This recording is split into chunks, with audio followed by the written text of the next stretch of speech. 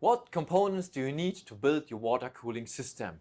Well, there's so many different products, it's like a few thousand, and you need to know which one to pick. So to make it short for you and you can have a good decision, watch this video.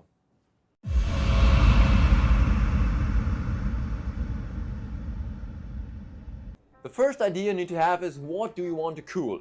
Most people would say, of course, the CPU. Well, then you need a CPU water block. The second thing you need to think about is your GPU. And if you want to cool your GPU, of course, you have a GPU cooling block like this one. And there are several more, like hard drive cooling, mono blocks for the rack coolers, whatever, Northbridge, Southbridge. There are so many options. Just think about what you need. The next is, depending on how much heat comes from these. If it's only one, like this, could also dissipate like 300 watts, or if you're doing overclocking, having big, huge systems, you need to decide what radiator size you want to have. And of course, the bigger, the better. So normally what we say is, if you have only a CPU, a big 120 or a thin 240 would do fine. If you have a bigger one, you add for each other component one size more. So it goes to double, triple, or you increase the thickness. Then, where does the water come from? Well, of course, you need a reservoir. And the reservoir has a purpose. It stores the water, and the pump that's mounted at the bottom can suck the water and pump it into your system. And you can fill your system through one of these openings of the reservoir as though with a liquid. And the liquid is, of course, an issue. You need to decide which color you want to have, which maybe special features it has. Some can glow with UV light and so on. And if you want to fill it, I would definitely recommend something like this, because you only have a very small, you can just cut it on the camera, like this very small opening, and maybe you have a reservoir which has a bigger one, but many are as small as that. And if you try to put in the water with this bottle, well, guess what's easier? So the last thing is, you need to connect all the components. So definitely you need tubing and fittings. So what does it mean? What sense does it have? Well, the fitting, as you can see, for example, here, it goes into the CPU block, also here into the GPU. You can mount it just here, you can see.